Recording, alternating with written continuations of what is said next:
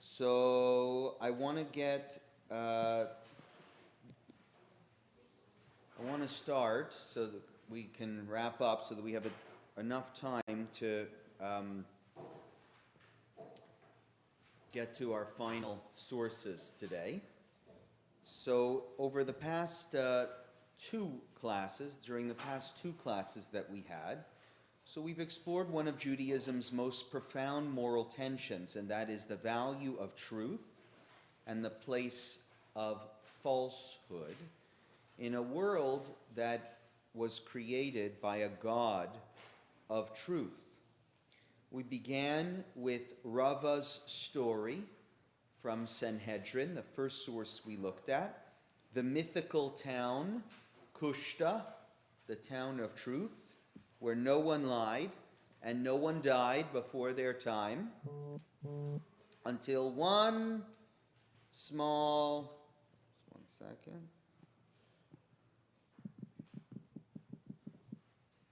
well-intentioned lie shattered perfection. And that tale reminded us that truth can sustain life itself, and that falsehood can quickly get out of control. And that truth can sometimes be foundational, almost in a mystical way, at sustaining the life of families and of communities. Then we saw how even the Torah complicates this ideal, right? The Hebrew midwives lied to Pharaoh to save lives. God rewarded them. Sarah lied out of fear. God corrected her gently. And when God reports to Abraham what Sarah was laughing about, remember, he doesn't tell the whole truth in order to preserve peace between husband and wife. Rebekah deceives Isaac, and through that deception, the covenant was carried forward. From these stories, we learned that truth is not always absolute, but is relational and contextual as well. So I was a little confused. On Shabbos we read from The story, yeah. And is this a different? No. There's only one Torah. And why is it in Shabbos' parsha it had Abraham falling on his face and laughing because they were so old and now about to have a child, and here it's got Sarah laughing and God lying to Abraham about it, or omitting the whole truth. Wait, you have to wait for this week's parsha. You'll see it at the beginning of this week's parsha. It's Parshas Vayera. Right? The three messengers appear to Abraham and tell him that he's going to give birth to a child. Right? So these are two different stories. Two different stories. Okay. So then we looked at Maimonides, and from Maimonides we heard that truth can destroy as well as build. Lashon hara, even if it's true, and that's the real emphasis here of Maimonides, even if it's true, is forbidden, because truth used cruelly is itself falsehood. Even if what you're saying is true, Maimonides focuses our attention not on whether what you're saying is accurate or not, but whether you ought to have spoken it in the first place. Not what we say, but whether we ought to say anything. And Maimonides is quite strict.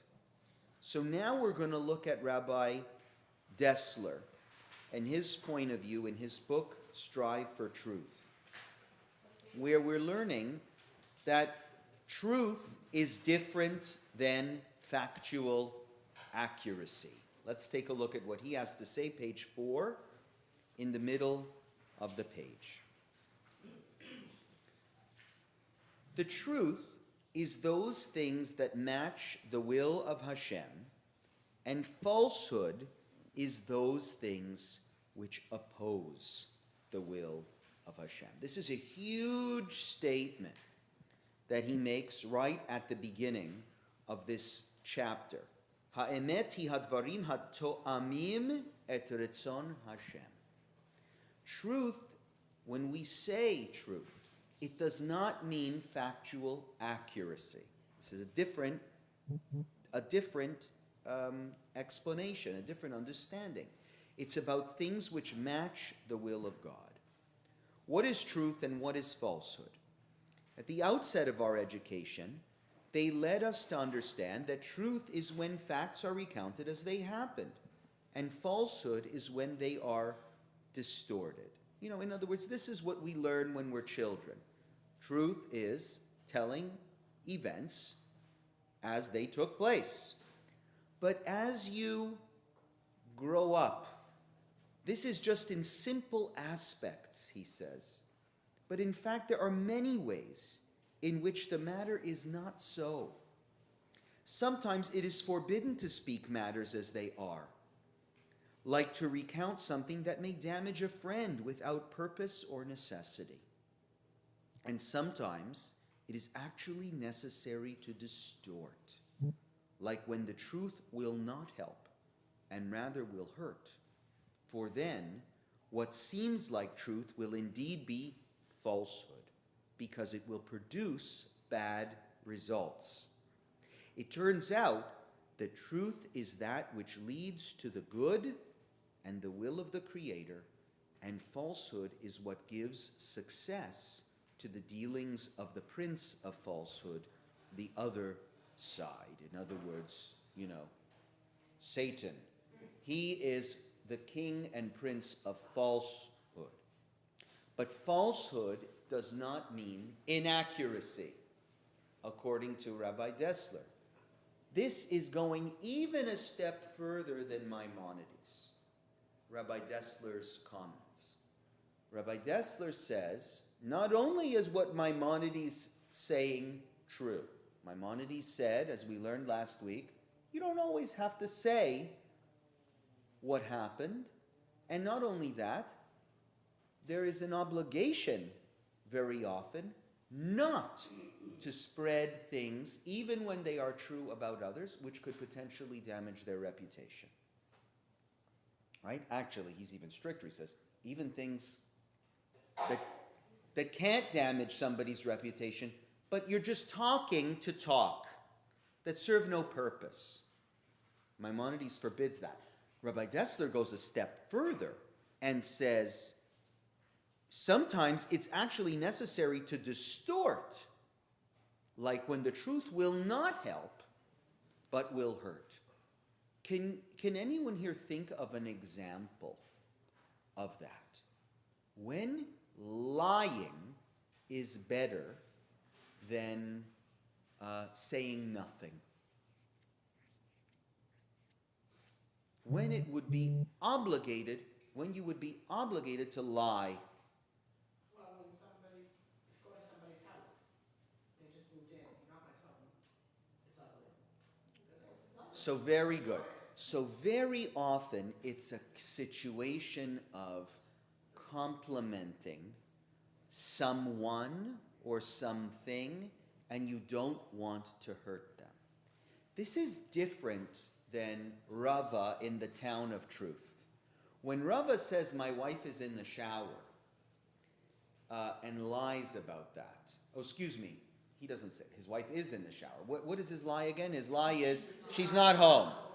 Right? It's not a situation where he's compelled to lie. He could have easily just told the truth or not said anything.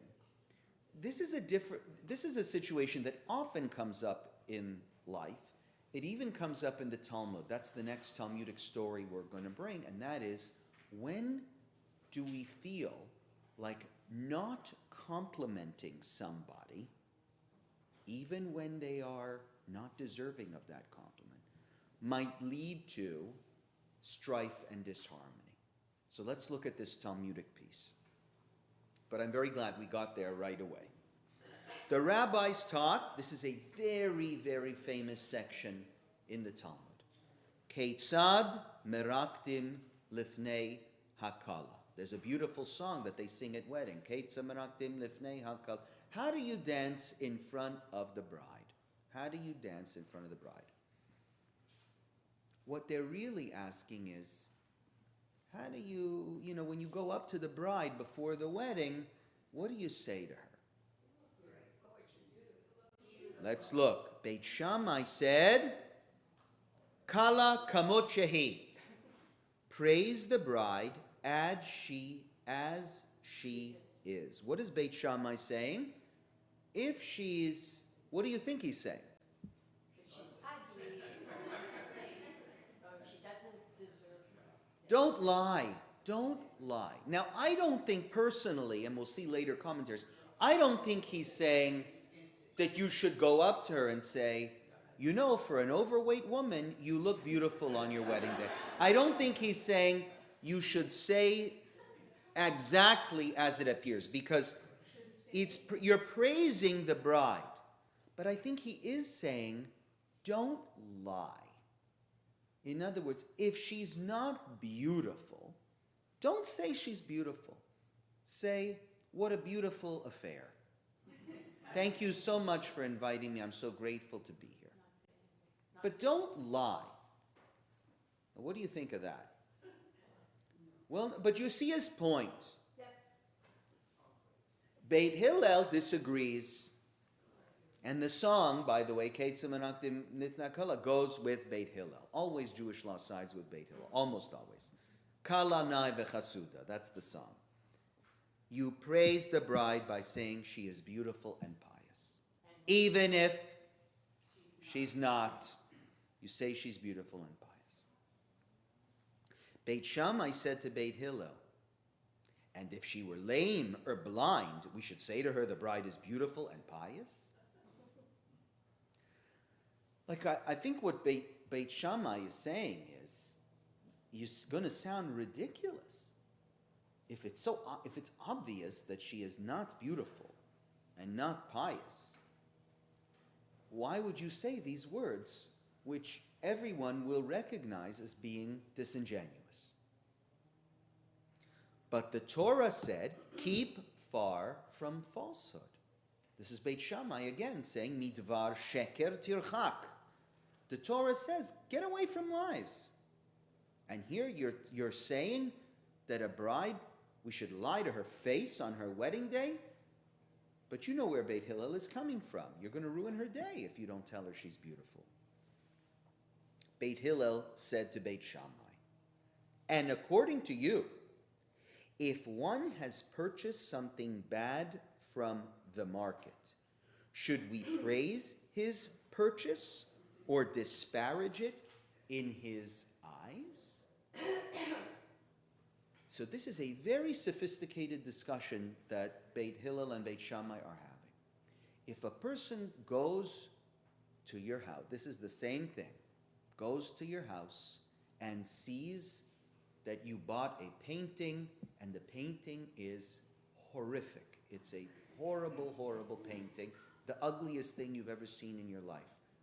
Are you going to go to your friend and say, this is horrible? In other words, what Beit Hillel is saying is, what kind of a human being are you? When you treat objects nicer than you're treating a human being. You would have compassion for somebody's objects from the marketplace and never tell somebody that they purchased something wrong or something ugly, but you're going to say this in front of a bride? Now, this is a very controversial kind of statement, because what Beit Hillel should have said is, how do you treat her? Beit Hillel here is talking about the one who purchased the item from the marketplace. What is the corollary here to a situation of a wedding? He's not nervous about the bride's dignity. He's nervous about the groom's dignity. The groom bought the bride from the marketplace. If you catch, So it's not nice the way they put it, but they're living in a patriarchal society. What he's saying is you're insulting the groom. You're telling the groom you bought an ugly bride. What about the bride that you're right in front of? But this is a patriarchal read. He doesn't say it's ugly. It's just He doesn't say it's ugly, but lame just and blind, and I have a trouble with that. right. Maybe lame and blind. You can be beautiful too. I think And pious too. what he's saying is right, and you can be pious as well. What Beit Hillel is saying is, it doesn't matter who's sitting in front of you. It doesn't matter who she is and what qualities she has. She's beautiful and pious, and move on with your life. You go to somebody's house and the house is horribly ugly. They just renovated it. They spent a fortune. You say it's beautiful and you shut your mouth and you don't have any opinion about it. Why? Because that's a higher value than truth. Right? Now we're understanding what Rav Dessler is coming from.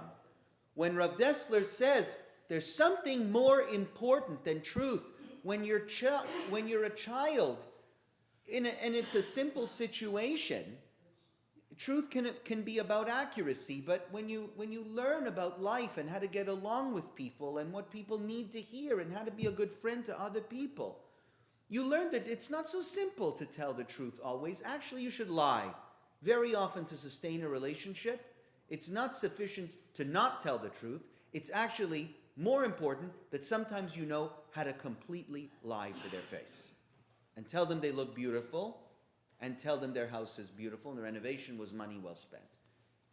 There should be another word for that action than lie, because lie always sort of has the underlying intention that you not tell the truth for an ulterior motive. Right. And there's no ulterior motive there, except, unless you call it ulterior motive. Right, I agree with you. If only the English language would allow us to be more flexible to accommodate Rabbi Dessler's understanding, right, and Hebrew as well, to accommodate Rabbi Dessler's understanding that truth is complex and that word truth is dangerous because we ascribe so much value to it. It's such a standard by which we try to live our lives, and that's why I think Rav Shammai, Beit Shammai is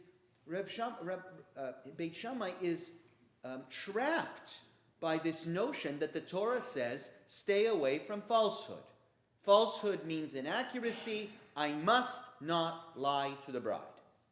He's trapped by a very simplistic notion, whereas Hillel understands the complexity of truth in different situations. Couple of comments. Yes? I think a lot of it has to do with the preservation of human dignity. Yes, of course. You have to- Right.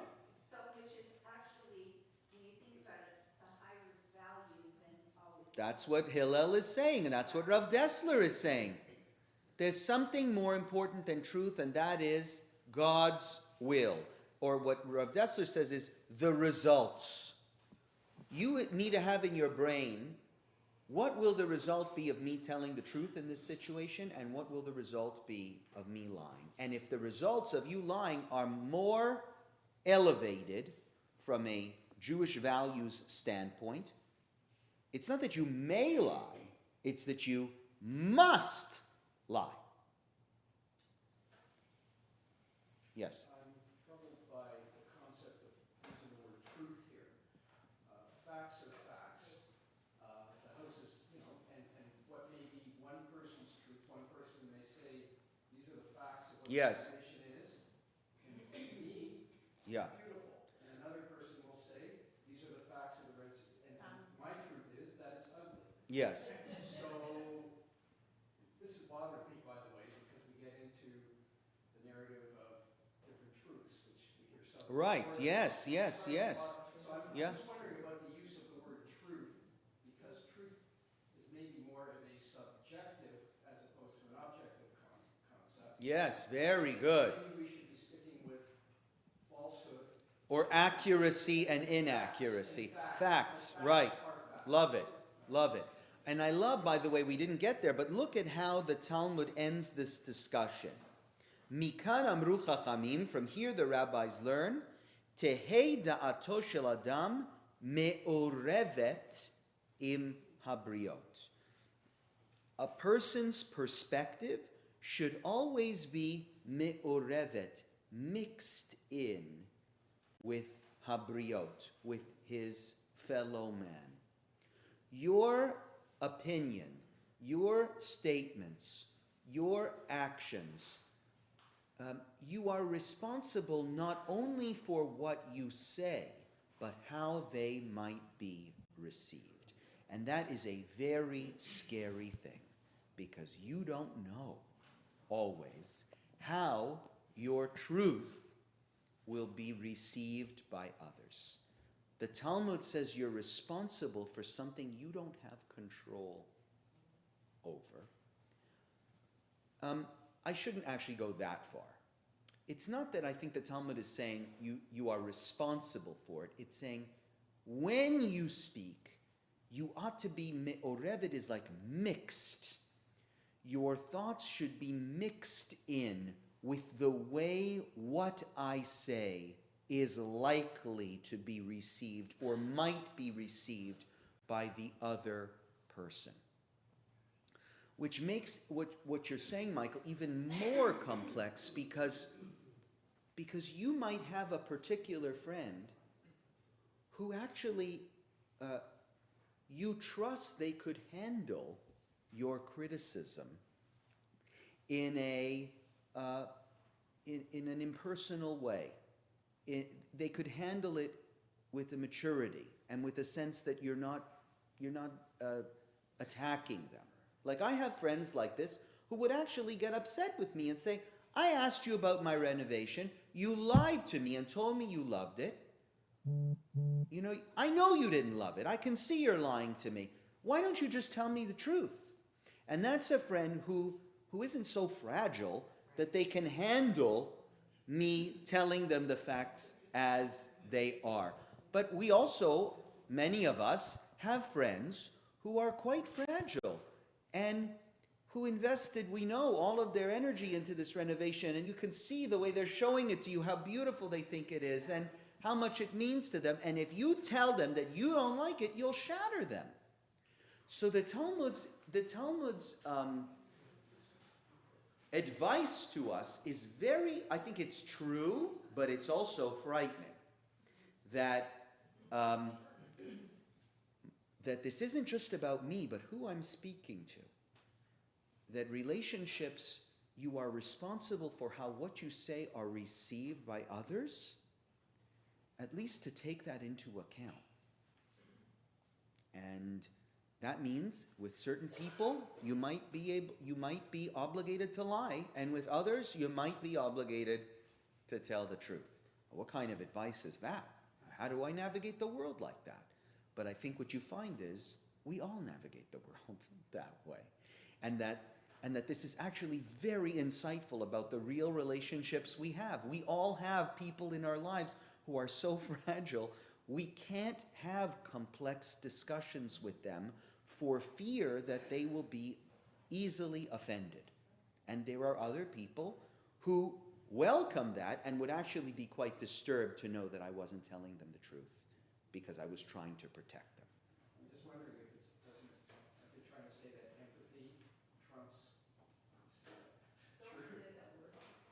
Your version of the truth. Right, so I don't know if the text says empathy trumps it, but I do think that it's saying you need to have empathy. And that this is all about calculating, as Rav Dessler puts it, what is the likely outcome of my words going to be?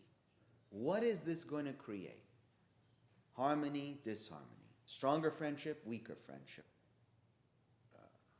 And sometimes that's just a risk. You go with what you think you ought to do, and as long as you're thinking about it conscientiously, I think that's what the Talmud says is important. Hillel's statement is aligned with his maxim that you don't do to others. Yeah, very good. So he Hillel was the one who said the Torah on one foot, but this isn't Hillel, this is Beit Hillel. This is his yeshiva, which followed his way. So, right, but his yeshiva's view is this is not so simple a matter. A couple of other comments. In English, we have a lot of what I like to call weasel words. In other words, Doreen goes in and sees a painting which Yeah. she really thinks is ugly, and she'll say, the person will ask, well, what Very do you good. think? It was very interesting. Yes. Or you go out Yeah. and you've had a day out and somebody says to you, well, how was your day? And you say, oh, it was nice. You know, it was okay. Yeah. Those are like But you're weasel being words. careful with your words because you are fearful of how they might be received. So you're right, you're weasel. What about keeping quiet? So certainly that could be right. That Rav Dessler says that, and that's what Maimonides says, right? Sometimes you just stay quiet. But I think what's more, that's an easy one. Staying quiet is what God did when Sarah was laughing. God said to Abraham, she was laughing at herself. He didn't add, and also at you. That's not so morally bothersome. You know, you don't always have to tell the whole truth. But the Talmud is going further here, as is Rav Dessler, saying, no, you can actually lie. If a bride is sitting in front of you and she's beautiful, and she's Blind and ugly. blind, ugly, I mean, insert whatever words you want to. You do not need to say what you're seeing, no matter who she is, right? Well, he's making fun of Beit Shammai.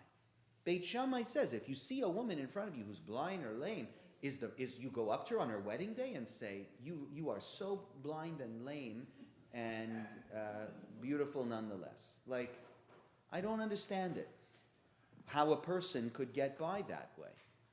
And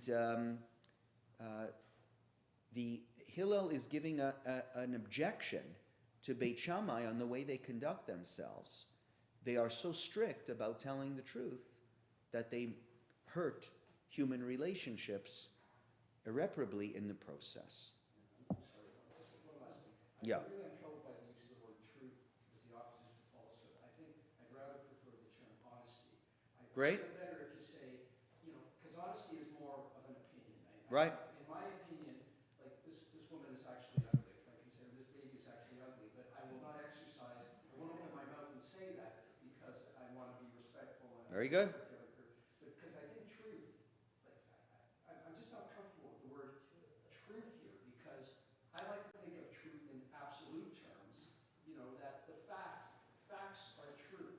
But once we start inserting judgment and opinion and calling it truth, I think we're starting to go down a slippery slope. Well, yeah, I think that Rav Dessler is saying maybe it's not that we shouldn't use the word truth, it's maybe we need to change the definition of what truth is. Maybe instead of equating truth with accuracy, we ought to think of truth as that which brings about godly things and values and is in accordance with God's will. When we say that God is the God of truth, it doesn't mean that God doesn't lie. It means when God lies, it's for a good reason, right? I know this is challenging because it's not the way we're brought up. Truth is accuracy. But Rav Dessler says we're brought up as children in a simplistic way, but life makes these situations more complex, and we need to change our definition of what truth is. So let's look at how the Maharsha, who's a Talmudic commentator, understands the dispute between Beit Hillel and Beit Shammai. He's commenting on the Beit Hillel-Beit Shammai exchange. This means to describe the way one sings at this time of dancing. Like it says later, they sang before the bride. So he's explaining this isn't about dancing. It's about what you say before the bride. The Tosafot explained that for Beit Shammai, if she has a blemish, they would be quiet or they would praise her for a beautiful trait that she did have. And that is because it is forbidden to speak derogatorily, even of a non-kosher animal. Now, the Tosafot, what the Maharsha is saying is, when Beit Shammai says we praise her as she is, and I submitted this to you just a few minutes ago, when Beit Shammai says praise her as she is, he does not mean to say, tell her that for an overweight woman, she looks beautiful on her wedding day. It is forbidden to speak derogatorily about anybody, even a pig, even a non-kosher animal. Why? Because this is all Hashem's creation, and if you insult Hashem's creation, you're insulting Hashem. So very clear, Beit Shammai does have a little bit of a heart. He's not going to say anything cruel about this bride. What did Beit Shammai mean? He means praise her for a different trait that she has. Like I said, what a beautiful wedding. Or, I find you so, we can't say she's pious, I find you really put in a good effort. You really always try your hardest. I don't know. I'm trying to think about what to say. You're a great athlete. You try and find something that is true, a way to praise somebody. I should be better at this. I'm a rabbi. I walk around telling people, learning how to compliment people in creative ways. So you learn how to say people, you're very caring. Someone who's selfish, you say, you really have good principles. You have a lot of principle. You try and flip traits that are not great and turn them into positive traits, right? If she's not the prettiest person in the world, you look beautiful today. Say it that way. You look particularly beautiful today. Maybe that's what Beit Shammai is saying. And right, what a beautiful wedding gown. And it further appears to me that whether or not she has a blemish, they would not say either praise or disparagement. Rather, Beit Shammai would use that exact language, the bride as she is, meaning just as she has found favor in her husband's eyes, that's how you should praise her, right? So that's very interesting. The Tosafot, the Maharsha says, the Tosafot say that Beit Shammai will speak to the bride by finding something good about her. The Maharsha disagrees and says, no. What Beit Shammai is saying is, praise her as she is. What does that mean? Find the quality that her husband must have found in her. Meaning, just as she has found favor in her husband's eyes. Since it's forbidden for a man to marry a woman unless he has seen her, this one who has seen this woman and is marrying her, even if she has an imperfection, she has found favor in his eyes. No, there's no wedding that takes place where a man hasn't seen something that he likes about a woman. This is an ancient text. There's nothing here about what she finds attractive in him. But the man must have found something attractive in her. Why are we focusing on the bride? What if people don't compliment the groom? Well, that's what I'm saying. This is a patriarchal society, right? And in those days, you didn't say, the groom is very handsome. It was all very much about the bride. The bride, it was considered to be the custom that you always give the bride a compliment when you dance before her at the wedding. And the worry of the Tosafot here is, I think what he's saying here, the Maharsha, is I don't think Beit Shammai is saying, find something else nice about her. Why? Because even that is lying. But why is there so much concentration on her looks? Like, why, why is it all about her beauty or not? But that hasn't changed in 1,000 years, right?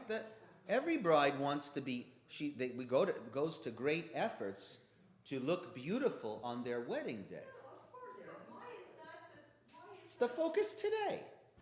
That's the same today as it was then. On a wedding, everyone looks beautiful, not just the bride. Why is this text concentrated? The text isn't, I'll tell you why. I mean, I don't think it's, listen, this is a day where the bride is publicly on display, probably in those days the first time she's publicly on display in front of the whole community. She's taken great care and effort to make herself beautiful in the eyes of her husband and in the eyes of her family and the eyes of the whole community. If you say the wrong thing to her, you're going to shatter her whole life. You're going to ruin her whole life, because this is a moment in her life that is a make it or break it kind of moment. And if you say the wrong thing to her, that's why I think there's so much care about what we say, and why we're arguing over, are we allowed to evade what's obvious about the way she's not beautiful and pious? And the Maharsha is saying, our jobs, all of our jobs, is not to make up. You go to every wedding and say, you're beautiful and pious, you're beautiful and pious, you're beautiful and pious, which is, I think, what bothers, but I think that's what bothers the Maharsha about what Hillel is saying. Hillel has created a world where words are meaningless. Like, I think this is such a beautiful text, because it's, in the previous, as we were looking at the Gemara, everybody was saying, Hillel is right, Hillel is right, Hillel is right. Obviously, you don't go up to a woman and tell her that she looks ugly on her wedding day. Every woman you should go up to and say you're beautiful and pious. What's the problem the Maharsha has with that? Eventually, they're going to catch on to you. If every frickin' wedding you're telling the bride she's beautiful and pious, the bride is going to say, you told my ugly sister that she was beautiful and pious too. You are full of it. Your words mean nothing. I don't think your compliment is worth anything to me. Look at the tension there. Like, remove yourself a little bit from the story and look at the tension that's being explored by the Maharsha about when words lose their meaning. And this, I think, takes us back to the first text we learned about the town of truth. A little lie, my wife isn't home, doesn't hurt anybody. But what's really ruining the town is that someone has been allowed to speak lies, and now the integrity of everyone's words the integrity of everyone's words is called into question, and there's death. Quickly the Talmud jumps to, there's death. But there is a kind of death when everybody is just speaking in, Israelis notice that when they come to Canada. They say, everybody here is so polite, but I have a feeling when I turn my back, they tell the truth. Israelis say, I hate that about Canada. In Israel, if we don't like you, we tell you. And it's true. They always complaining. Canadians are so polite, but they're it's a politeness. It's a politeness that's fake and phony. And I know that it's phony. Israelis are very perceptive to that, and I think many of us are perceptive to that as well. That sometimes it's hard to know when somebody asks you how you're doing, whether you're allowed to open up and tell them the truth, or whether you have to just say, I'm good, which is a lie, because that's the polite thing to do. And I think the Maharsha is saying that's Beit Shammai's problem with what Hillel was saying. It's not that Beit Shammai is heartless. It's that Beit Shammai says you are creating a world where words are meaningless. And what you need to do when you go to a wedding is to study very carefully which qualities this bride has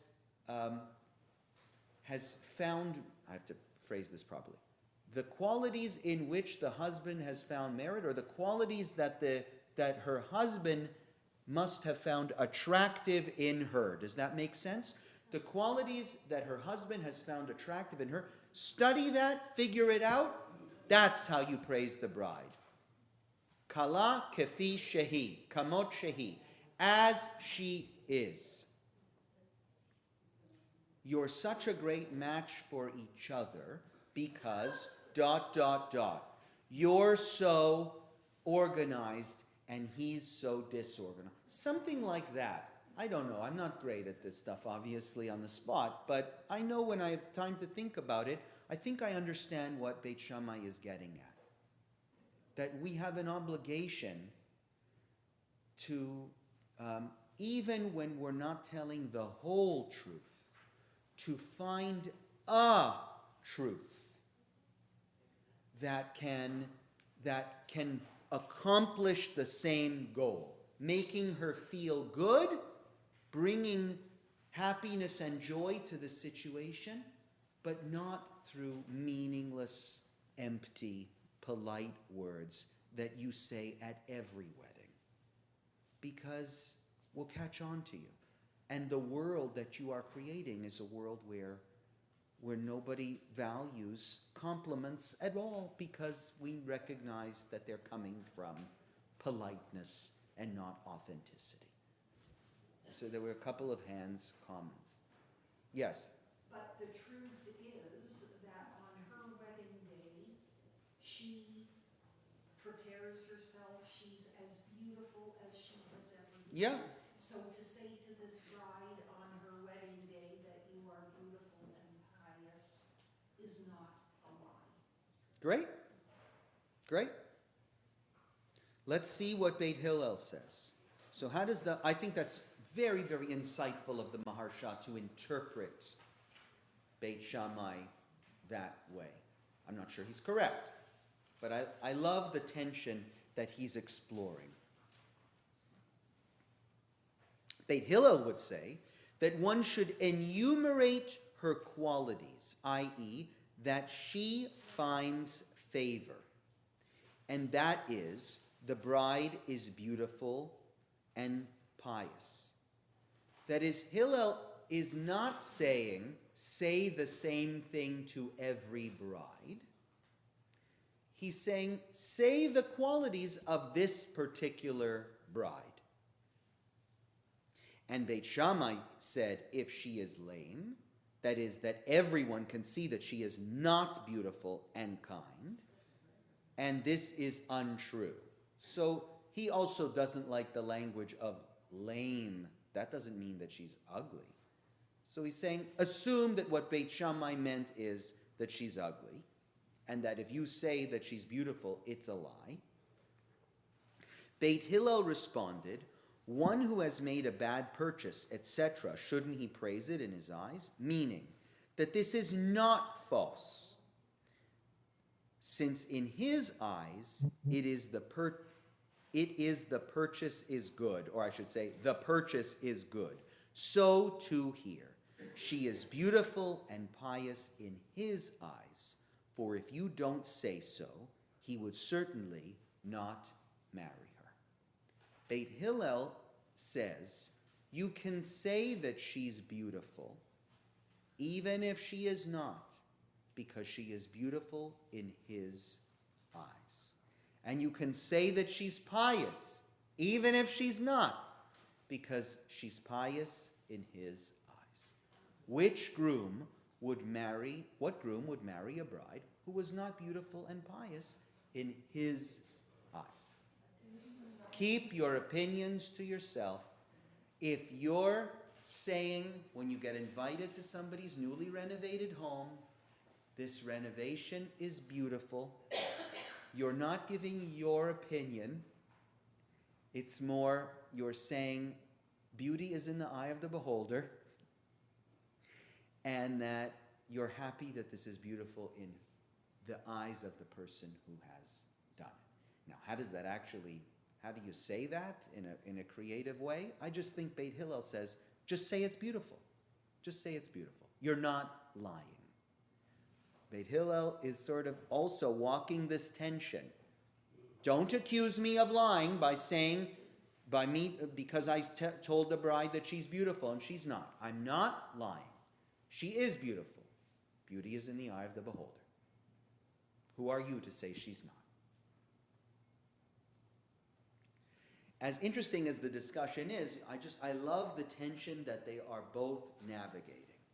I have to be polite, but I don't want to lie too much.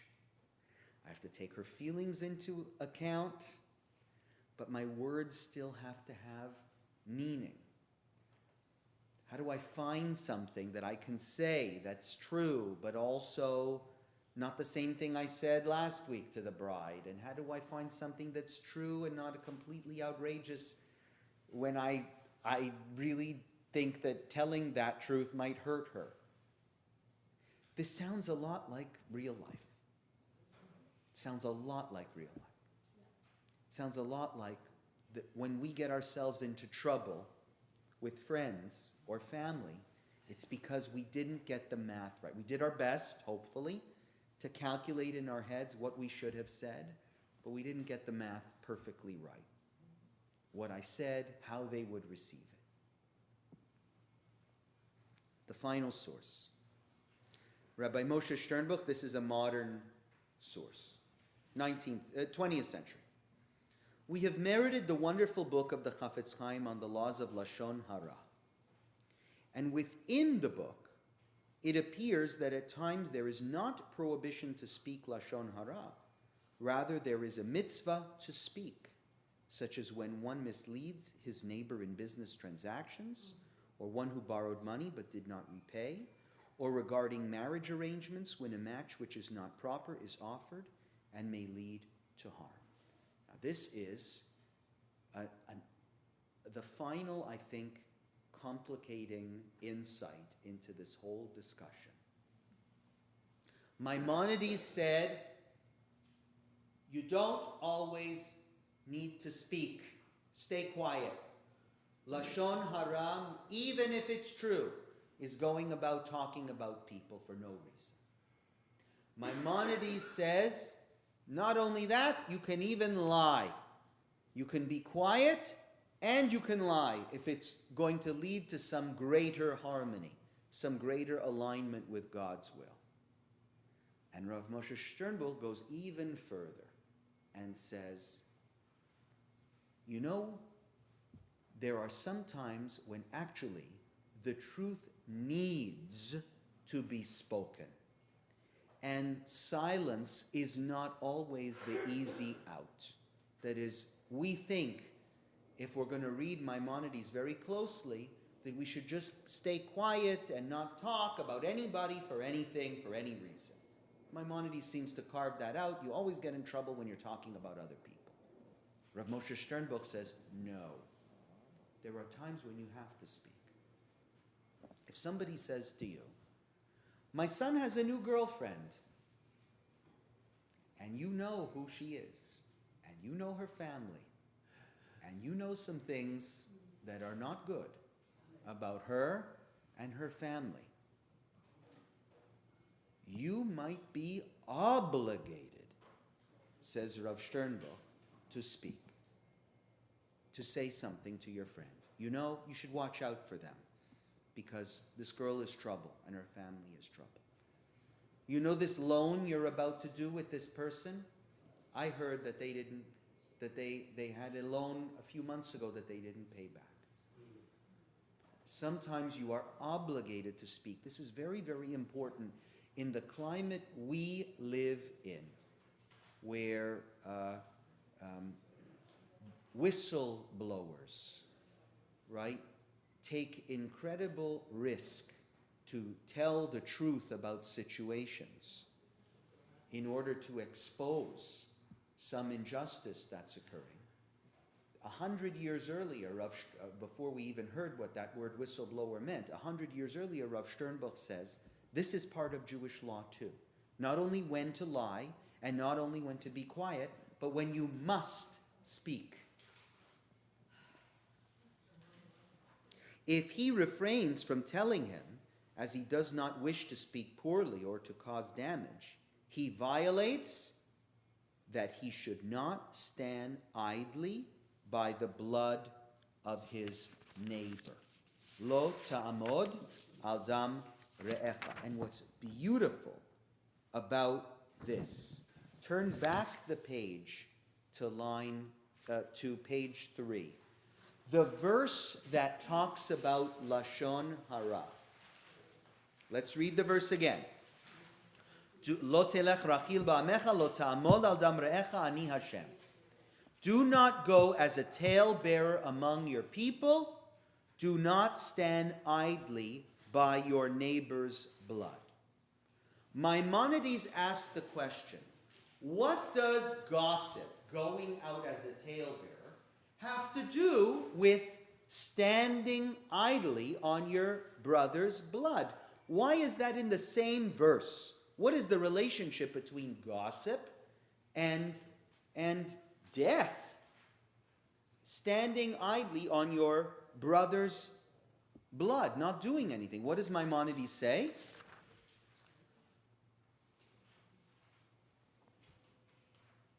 What does Maimonides say? He says, gossip leads to death. You're killing relationships. You're killing a community. That's why these two prohibitions are together. Do you see it in the first paragraph there? Look, a person who collects gossip about a colleague violates a prohibition, as it states, do not go around gossiping among your people. Even though this transgression is not published by lashes, it's a severe sin and can cause the death of many Jews. Therefore, the warning, do not stand still over your neighbor's blood, is placed next to it in the Torah. Are you with me? Gossip leads to death, and the community breaks apart. Rav Sternbuch says that is not why these two things are together. Rav Sternbuch says, don't gossip about others, is placed next to, do not stand idly on the blood of your neighbor, to remind you that sometimes you are required to speak.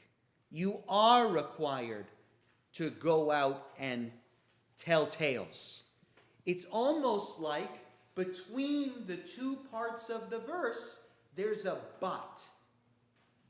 Don't go out as a talebearer among your people, but don't stand idly on the blood of your neighbor.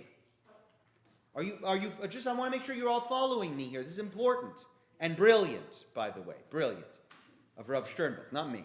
Brilliant of Rav Sternbuch. Don't go idly, don't gossip about people, but don't take that to such an extreme that you refuse to speak up when somebody else might be in trouble. That is standing on the blood of your neighbor. Don't even think for a moment that gossip is not telling somebody that the business transaction that they're about to get into is likely to go sour because the last one did with this guy. You know what I mean? Yeah. One is gossip because there's no purpose, it's just idle. But one is warning a friend, not somebody. Yeah, so we can come up with the right language. But Rav Sternbuch's fear is that this prohibition of don't go out as a talebearer among your people, which Maimonides says applies even when it's true. I mean, let's go back to Maimonides if you want me to prove my point, right? Who's a gossiper? Who's the person? It's someone who collects information and then goes from person to person saying this is what so-and-so said.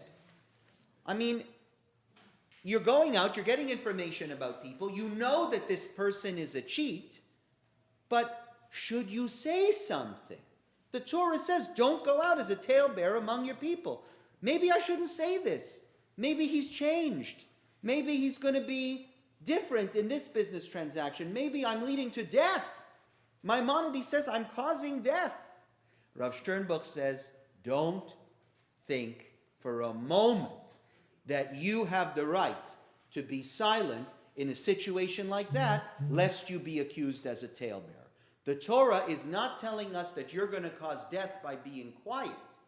The Torah is not telling us that you're going to cause death by speaking. The Torah is telling us you're going to cause death by being quiet. But it says here, even if the statements are true, Right. talk about the destruction of the world. Right. And Rav Sternbuch says, don't take it so far that you're quiet when you should be loud.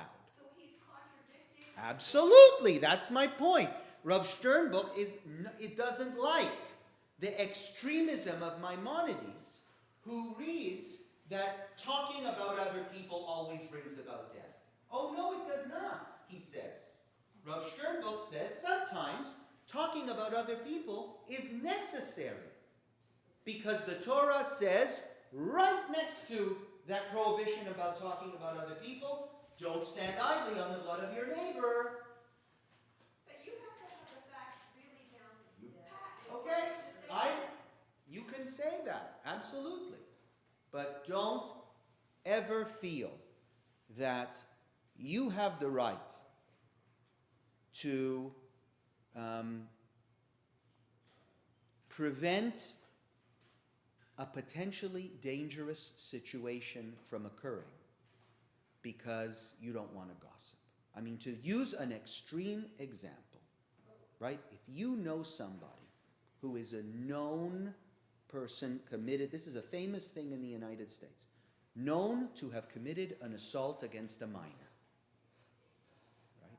And you see someone or something out there, I'm using an extreme example, but to illustrate this, you see someone giving that person a lot of trust with another minor, and you think for a moment, you know, Maimonides said, I shouldn't go out talebearing. I don't know if it's true. Maybe it wasn't proven in a court of law, but I did hear that this person assaulted a minor. This is where Rav Sternbuch comes in. Do not stand on the blood of your neighbor. There are times in life when you have to speak. You have no right to say, I didn't say anything because Maimonides told me not to gossip. No. When someone is in danger, you have the right, the obligation, in fact, to speak up for them. It turns out that he is using the commandments of our Holy One in order to injure his friend when he was never commanded to do so, as well as the commandments of, you shall love your neighbor as yourself, meaning, wouldn't you want your friend to tell you, don't get into business with this guy, he's a cheat? Love your neighbor as yourself. Speak up. One should be careful to learn the laws of Lashon Hara well, and to know when it is prohibited and when it is permitted, as sometimes there is an obligation to tell under certain conditions, as the Chafetz Chaim himself explained. Lashon Hara, sometimes we take that too far and say that we don't want to tell tales about other people that could potentially not be true. You know, Judaism is very strict with these laws. But we've seen in certain places in the community, people take that too far. Actually, sadly, often in cases of child abuse. Often there's child abuse, somebody knows about it, and nobody's saying anything. They want to keep it under wraps. And what do they use as their excuse? Well, if I say something, it'll destroy this person. It'll destroy their reputation. They'll be ruined. So Rav Sternbuch at the end says, Lo ta'amod al dam re'echa. You do not stand on the blood of your brother. And I think this is just a brilliant read of that verse that Maimonides didn't get. For Maimonides, it's because gossip leads to murder. Rav Sternbuch says, no, it's actually the opposite. Too much emphasis on the prohibition of gossip is what leads to murder. That's when people get hurt. Yeah. I'm reading Maimonides again because the third line of Maimonides Yep. says, therefore, do not stand still in your neighbor's blood. It says, therefore, warning, do not stand still in your. So I'm just a little bit confused. So let's go through it one more time. Maimonides says, you don't get punished by lashes when you collect gossip about a colleague, but it is a severe sin and can cause the death of many Jews. Collecting information about other people, spreading it around, can cause the death of many Jews. How do we know? That's a huge statement. How do we know that it can cause the death of many Jews? Well, the Torah says it. In that verse that says, don't go out as a talebearer, just above, lo telech rachil ba'amecha, it follows with, lo ta'amod al dam re'echa ani Hashem. Do not stand on the blood of your brother. So for Maimonides, that means by going out and collecting gossip and telling it to other people, you will be committing murder. It will lead to death. Right? His view, and sometimes it does. Gossip can humiliate somebody, particularly when it's untrue, and it could lead to the Talmud says public humiliation is equal to murder. So that I think is Maimonides' stance. And do you see how that's different than Rav Sternbuch? Rav Sternbuch says just the opposite.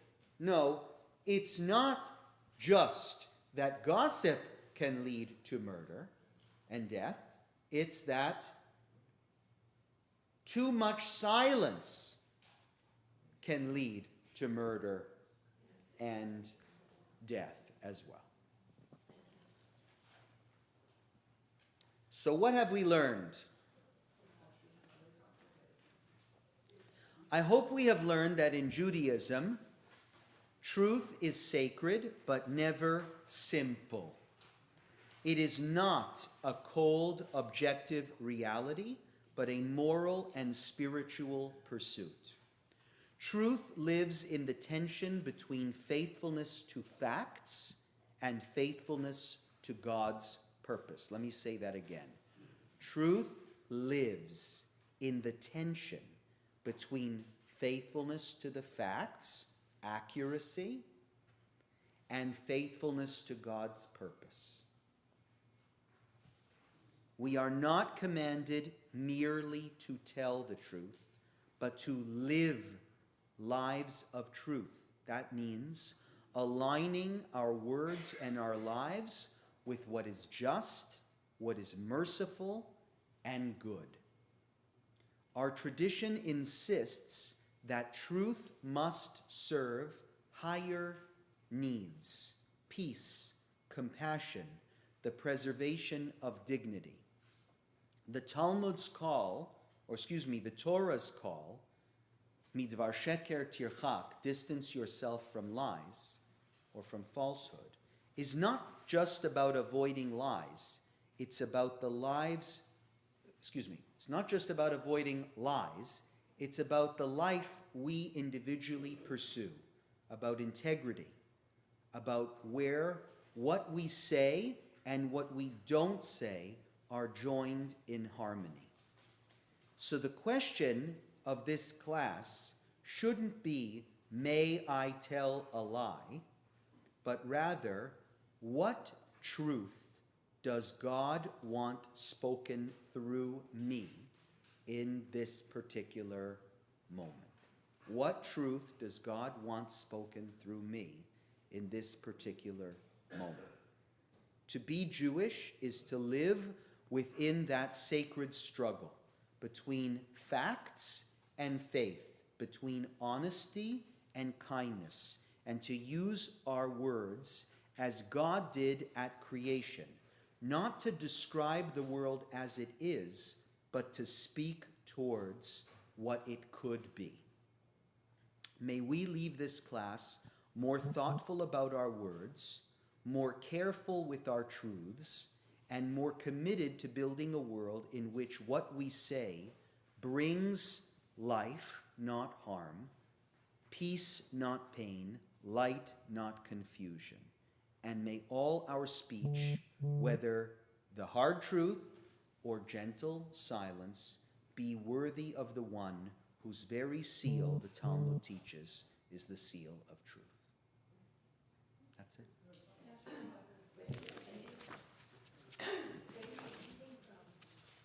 Where am I? I'm reading from my notes. I didn't give them. This is me. Sure. Sure.